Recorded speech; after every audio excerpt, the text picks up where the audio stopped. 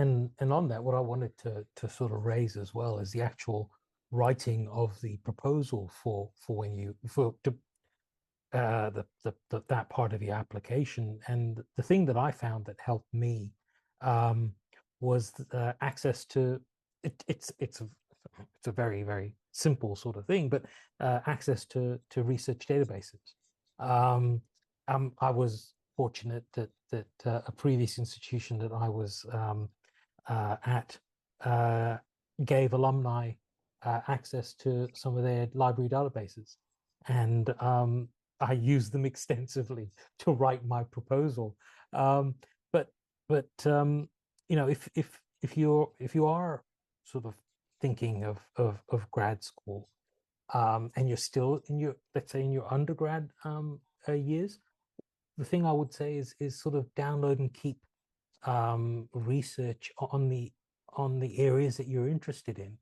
I'm not saying download 600 papers. All I'm saying is download, and keep some of the papers that have sort of struck a chord with you, um, and because you then need to rely on them to write your proposal. We could do a whole session on open access to information. Yeah, yeah. Um, and maybe we should do that at a later date. But yeah, but I agree. And then and certainly there's a lot more emphasis on open access now. So it's not too late for those of you that are, 5 years into your workforce and you don't have access to all of those databases anymore. Unpaywall is very open. They're moving more towards open access. So there's a lot of articles you can get access to without paying. But also, if you find an article that you can't find online through any of the open source avenues, emailing the author is always a good way to get Yes, that article, Oh, yeah. yes, especially if it's a key article for your application. And then you can always go into more detail in your application once you get access to those yeah. materials as you're writing your proposal for your actual study. Yes.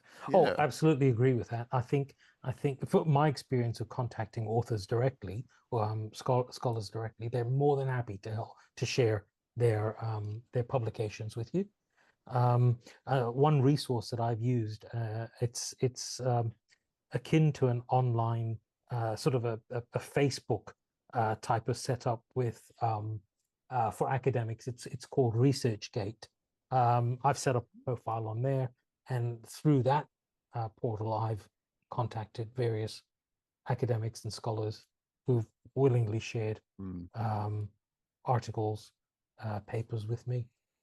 The other thing to be aware of, that again, this should be a whole episode, is that because we're an education-based podcast, if you're a teacher, especially a teacher at a public school, most universities in your area, so for example, if you're located in Kingston or Ottawa or Toronto, that university library, like the U of T library, will often give you a membership, either free or very discounted, which would then give you access to all of those databases. And if they don't, it's certainly not very expensive to get membership to a university library for a semester, depending on obviously what institution you go to, what country you're located, because that might be wildly different. But something to look into. If you are thinking about applying and you've got 3 or 4 months before you have to make a decision or before you have to submit the application, talking to your local university and seeing how you can get access. Some of them may even just give you a guest login for 2 weeks and you can download what you need and then move from there. There's a lot of different ways to get access to those databases that I didn't know about. And Sanjay's advice is great. Absolutely get access before you apply if you can, because your application is so much stronger if you're able to reference key sources that you may not have access to if you're not currently embroiled in education. Yeah, I was gonna say I learned even just from the session, I learned two different ways to access information, which is incredible. Access to information is a huge barrier, especially not even just for grad school, but just in general with professions. So, Sanjay, your method of going through like ResearchGate, I've I've always chosen to make it way harder than that, and I never even thought you could just go through ResearchGate. I've always like looked at the paper, looked at the contact email on the paper, emailed that with like an elaborate, hey, I love this piece of work, love to hear a little bit more. Do you have any other pieces you could share with me? I feel like ResearchGate's probably a lot faster with Yeah. DMs. Like, Yes. yeah. Oh, wow. Oh, Well, I Absolutely. was just thinking of like those open access resources and how we may have leveraged them for application materials. I had a chance to go through the universities that I applied to for my master's and PhD and look at the processes and or sorry, processes. Geez, I'm like mixing my languages here. But yeah, so the processes, and I found that it seems pretty straightforward on all three of them. I don't know if they were just the three that I chose happened to be aligned in the similar process, but they all required, some form of proposal, like Sanjay, you were mentioning earlier. They required some form of proof that I could, write academically or that I had written academically. And then references, I think, was pretty much the gist of it. Yeah. Um, some universities ask you to put in a CV and then a personal statement as well. Mm, There's some institutions require those sorts of things as well. And I mean, I've always found that the if a university does ask for your CV, a personal statement, and a proposal, um, make your personal statement not just about your research, because they see that from your proposal.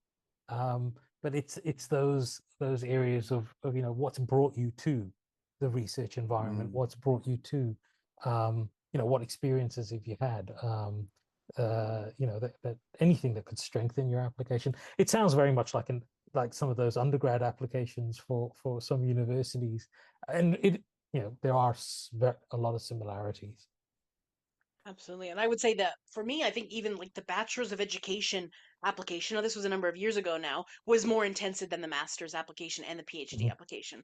Like you said, Frankie, the PhD, in my experience with the schools that I've applied to, is pretty straightforward. The master's even more so. Some of them don't even require a personal statement. They just require that like area of exploration or a combined sort of what do you want to study and why do you want to study it. But one thing that you mentioned, both Frankie and Sanjay, that I want to touch on is the CV. And if you came from straight from university, you may be more aware of this. But if you came from the field, so like if you were working as a teacher or in education more generally, um, a CV is not the same as a resume, yeah. and they're quite wildly different. And again, we could do a whole episode on it, but just to give you a little bit of a Reader's Digest version. Is that reference still relevant to young people these days? Do you have magazines? No, but to give you a bit of a spark notes, of the important thing to remember about your CV is start writing down everything you do now. If you attend a workshop, write it down somewhere. If you take a Yes. certificate online, write it down somewhere. If you host a podcast, Yeah. write it down Yeah. somewhere. Yeah, I Um, gotta update mine. 'Cause, yeah, your CV is a record of your experience and everything you've done in your career so far that is even tangentially related to education or related to the field you're studying. So if you are doing STEM, right? Did you work in a lab for a number of years, or did you intern somewhere, or Mm. did you take advanced science classes in your undergrad that may not be related to your major? Write all of that down It because it that's all all relevant counts. to your CA. Yeah. It all counts. Yeah. Yeah. And That's there a are very differences. important Oh, piece. sorry. No, no, go for it.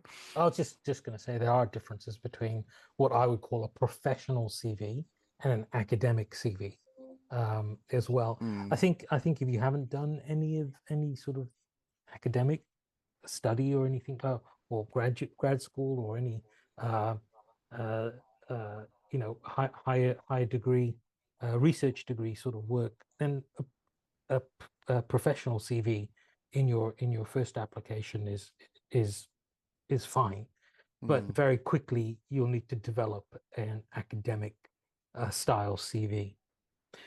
Sorry, Frankie, you were about to say. No, no, I was literally adding nothing to the conversation, just saying that's important. Yeah. Yeah, no, I found that that was pretty straightforward. The CV was a really important thing that I totally forgot about. I don't think many of my applications took one. I think they accepted like my resume as a teacher. The PhD application definitely did want a CV, and they wanted to see proof of like research and, the involvement in the academic spheres. The one thing that surprised me was that two of the universities that I applied to had actually included a portion of their application to like additional like an additional section. So it wasn't even like your purpose statement or what you're believing about research, but it was like beyond all the other stuff that you've submitted to this, what else would you like us to know? And I thought that was a really interesting approach because, I took it as were there any moments of in your record where there were extenuating circumstances, but I think it's actually just meant to highlight literally anything that you think is contributing to your profile as as a candidate. Absolutely, yeah. And I think it's probably serves multiple purposes. As someone who's written some interview questions and interview guides, I always include that, like, is there something that this application didn't capture about you that you want us to know? And you're right, some of it's an opportunity for you to highlight things that may not fit. Like if you took 15 years of dance, that wouldn't necessarily show up on your academic resume, but it might be relevant if you're an art teacher, right? Or it might be relevant if you're a dance teacher, or even if you're a math teacher and you'd say like I love connecting math to dance and here's why. Those are things you can include, and then obviously in your regular career, I would absolutely include that kind of stuff. Anything that you believe you've developed proficiency in, talk about it. But also more, not necessarily more importantly, but just as importantly, if there's something that you need, now I'm a little bit hesitant to say this, but if there's something that you need people to know about you, um I would say that you're right, Frankie. You should absolutely put that in that box. So, for example, if you had a child and you had to take 2 years off work, that's an extenuating circumstance that you should put in there so they know why there's a gap in your resume. If if you had a support need or a disability or things like that, and you feel comfortable sharing, absolutely put that in there. Simply because it provides context for who you are and why you have what you need.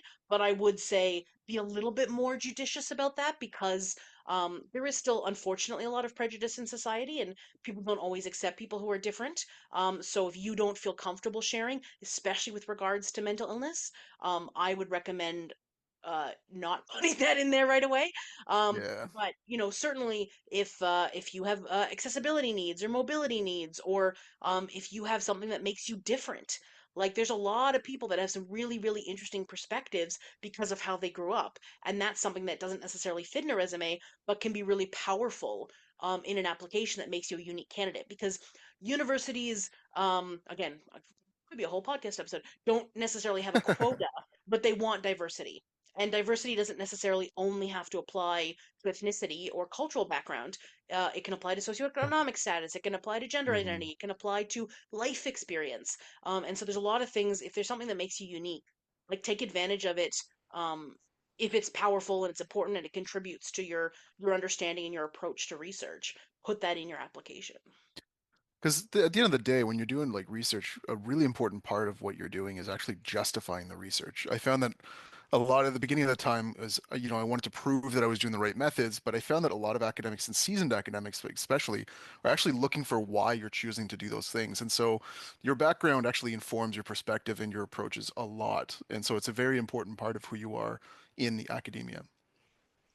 Your word of the Yep. day, kids, is positionality. Yeah. Yeah, Positionality. yep. Yeah. Yep. We talk about positionality basically just means why you are researching what you're researching, why you believe what you believe, and what makes you who you are. And that's a really important point because if you are I'll use myself as an example, a suburban white woman, the question may be asked, why are you doing your research in China? Or why are you researching indigenous groups? Or why are you exploring students with disabilities? That's going to Mhm. come up, so being able to rationalize that, and even if you, another important thing I think to think about in your application is you do not need to necessarily be a part of that group, but you have to be careful, especially when you're researching with vulnerable groups, that you have a reasonable connection, motivation, um, impetus for doing that research, because Yeah. it isn't Yep. appropriate for you to go in and say, I want to research, urban areas and students with low socioeconomic status, even though I have absolutely no connection to that community and I don't know anyone, but I want to do that research. But for example, if you have a sibling who is autistic and you would like to study autism and how it impacts education, that's a great motivation. You don't have to be Yeah. autistic yourself to study autism. Or, if you noticed as a teacher that there's not a lot of physical accessibility in schools and you want to improve that, you can absolutely study that, even if you yourself are not disabled or don't have a mobility issues, for example. Keep it ethical, folks. Yeah, Your second word of the absolutely. day is ethics. Absolutely. The other thing I wanted to raise in our discussion here is, and we've had some discussions sort of over the last year or so about this, is transcripts. Transcripts have got a. I thought that might be the reaction. Big biz. Yeah. Um, Transcripts are also needed as part of your application. Now, if you've um, graduated from your undergrad degree recently, it's not so much of an issue. But if you graduated from your undergrad, if you finished your undergrad degree decades ago, then it may be more of an issue trying to find the transcripts um, there's an added dimension when you're providing transcripts from universities that are not in Canada as well. And that does remind me, Sanjay, because you said if you went to school years and years and years ago, whether you did or not, the next section on your application is often references. And Yes. for those of Mm. you that worked in industry, you may only have professional references, not academic references, because you may have graduated 5 or 6 years ago, or you were in an undergrad program where there were 200 students in each of your classes, so you didn't even get to know the professors all that well, but you are required to have, often in most cases, an academic reference on your application to grad school. And I think what's important to remember about that is that most professors, even if they don't remember who you are willing to write an academic reference for you. Especially, I mean, of Mm. course, if they remember you, that's ideal. But if you were, in a class of 200 and you didn't really get to know your professors, and now you've decided to go to grad school and you're worried because you think they may not remember you, most professors, it's part of their job to write you a reference letter. And all you need to do is provide them with the context. So giving them, what classes did you take with them? What was your grade in that class? What did you study? Even submit a couple of samples of your writing, either from then or if that was bad and you've gotten better, Yeah. some of your more recent pieces of writing, and then a copy of your resume would be great, because they just need to remind themselves. And what they can do is, especially if they can go back through your transcripts, go back through your class, or they can just speak generally, like looking through this student's work now, I can confidently say blah blah blah blah blah blah, but they have the benefit of having a history with you, even if they may not remember that very clearly. If you have a professor you do remember and they remember you, that's even better. But worst case, providing them with all that context is enough to get a reference from most professors. And so if you've been out of school for more than 5 years and you're worried about it, don't be. You'll be able to get those academic references. Though some schools will say if you've been out of school for more than X number of years, you don't need an academic reference. So that would be also something to look up, because if the school doesn't require it, you can always just go with 2 or 3 professional references instead. But it's always great, especially for the PhD, to have someone who can speak to your academic skills and your research skills. Yeah, just adding on to that, like when you're choosing, because again, as Jen said, it's kind of part of the work that academics do is they have to kind of support the academia. And so writing reference letters is one of the ways they do that. But consider carefully the relationship that you had with that professor and how you invested yourself in that class too, because yes, they might write a reference letter, but you want a good reference letter, right? You want something that highlights Yes. something good. And Yes. I've definitely heard of some stories where people have approached, former colleagues or professors for a reference letter, and it's like, this student was in my class. The student did the work, and it didn't really highlight the kind of the special Mm. parts of their work that they wanted to be highlighted. So definitely consider carefully who you're approaching for those references as well, because again, they may just write you the letter, but it's just a letter, which doesn't really do much for your application. That's a really good point. And I think if Yeah. you're thinking about, like, if you're in undergrad right now, or you're in teachers college, or you're in a different master's program and you're thinking about the PhD, um, thinking about who your professors are now is a great idea. And getting to know, pick the one you connect with the most, or pick the one you admire, or pick the one that has a similar worldview to you, or that you think you're doing really well in their class, and just get to know them. Make sure you say hello and goodbye. Make sure you introduce yourself, especially if it's a huge class. Go to their office hours and ask questions, because you'd be surprised how many professors will remember you with a little prompting if you made the effort in their classes. And Mm. so, even if you're not sure, but you're thinking about it, that's a step you could take now to sort of prepare. And I'm not saying, only make relationships to get reference letters. You should absolutely get to know your professors. because you'll also find that if you get to know your professors better, you'll get to know how they mark and how they Yeah. think about the class and what their opinions are. And that can also, not only help you develop a really good relationship with someone who's got a lot of knowledge that you can learn, but also help you in the class because you can get to know sort of the expectations a little bit better compared to if you just kind of went to class and then left, right? That whole thing we talked about last session about you get out what you put in. Um, Building those Yes. relationships is valuable for you personally, professionally, academically, and also just, getting to know new people is part of the reason you go to university. So don't just get to know your Absolutely. fellow students, get to know the experts in the field that you may one day be a part of. Yeah, that's great. I mean, we Yeah. kind of cover the whole gamut now, right? It's like we've looked at your motivations, why you would even want to go into grad school. We looked at selecting schools, how do you do that process, or how we've at least approached that process. The supervisors, the difference in supervisors and the variety of people that can work with you, and all the application materials. And again, these are like most of the application materials, but sometimes universities innovate and ask you for different things or might ask for less things. But, as a general sense, these are kind of the materials you want to prepare. So let's say you're motivated, you've applied, you've selected your schools, you've found your supervisors, you've applied. What comes now? But if you apply to multiple places as well, this so when you're told whether you've got a place or not, then becomes important because once universities offer you a place, there's a deadline before which you've got to accept the place. Mm. And different institutions have different dates, and it can be a bit of a juggle, that process. Yeah, and you might get an acceptance from University 1 that expires May 1st, but you may not hear from University 3 until May 2nd. So that is a very real consideration that you probably want to rank the schools in your mind um, as you're applying. And so yeah. And I will also say that reminds me, Sanjay, this may be a niche advice for the overachievers in the audience.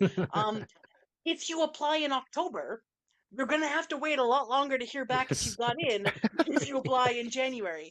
And I'm not saying wait to the last day, but certainly if you apply in October and then you're looking at your clock every 2 weeks, being like, why haven't I heard back? Applications are not usually due until January. Sometimes they're due in November, depending on the program, and sometimes they're rolling. I had a program where I applied in May and I got in for the September admission. But Mm. um, Yep. generally speaking, they're in January, usually in Canada. And then you won't hear back until at the earliest, maybe February. But generally speaking, March or April is more common. And so if you've applied back in Mhm. October or September, you're going to be waiting a long time. So it's okay to slowly build your resume, slowly build your application, build your proposal. Absolutely start the application in October if you want. But I wouldn't recommend submitting it before December just because so much can change in 3 months. Your areas of interest Mhm. can change, the depth of your research can change, Mm. your job experience can change. That some great workshop you took can be added to your CV that can really give you a leg up. Lots and lots of things can be included in those 3 months that Yep. you wouldn't have a chance to add if you applied way back in September, October, and it just feels so much longer because once you're done, you're kind of hoping everyone else gets done, and Mm. unfortunately, that's not how the application system works. Yeah, I mean it's such a I hated waiting after applying, Yes. and I couldn't imagine applying early on and just kind of waiting even longer. I mean, it's a good thing to get it in and done ahead of the curve, but yeah, like Jen was saying, sometimes it could be a little excruciating if you're anxious like me and you would really want to know answers as soon as possible. But yeah, Yep. Yeah, if you're a chill person and you can apply and then forget, absolutely, I encourage you to apply in October, and then you don't need to worry about it. It's done. But if you are, yeah, like Frankie and I, and I think Sanjay, you're a pretty cool dude, like a pretty chill dude. But I don't know, but certainly I would be anxiously awaiting that. Like Yeah. every time I check my email for 6 months, I'd be like, oh, is it now? Is it now? And that would be excruciating. So Yep.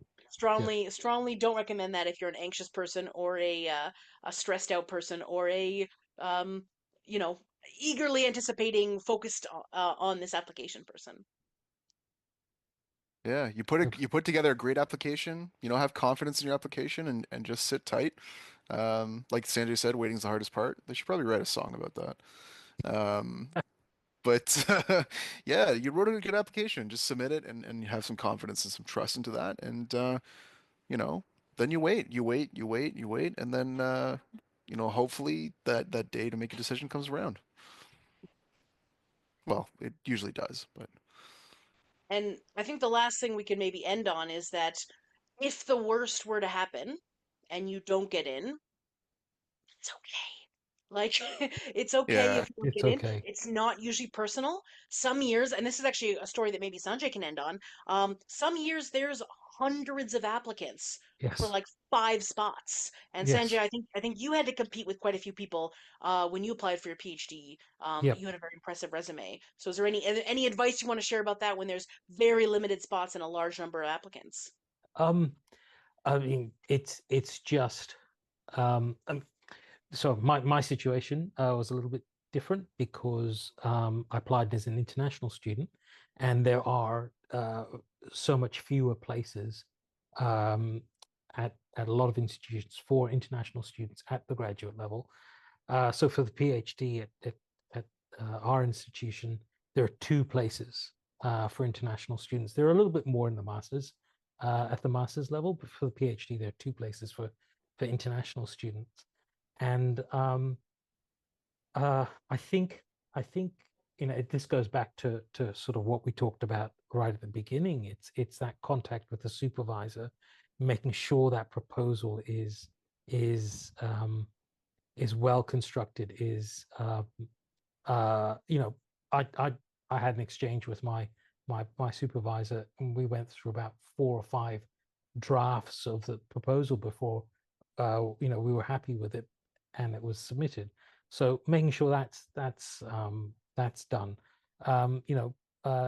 As we talked about as well, just putting everything down that you do in your CV. Constructing a solid um, uh, personal statement if that's something that they ask.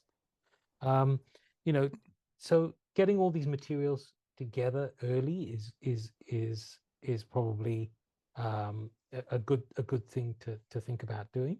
Um, and I know Jen said, don't apply early if you're a person that sort of will be stressed by the wait itself. But getting these things sort of together early gives you the chance to edit and refine and improve what you've got, so your application can be made stronger. Well, I think that's a good place to wrap up for today. So thank you very much, as always, to my wonderful co-hosts, and thank you very much to you, wonderful listeners, for being with us here while we try to figure Ed out. Have a wonderful day. we'll see you on the Thank next you, session. everyone.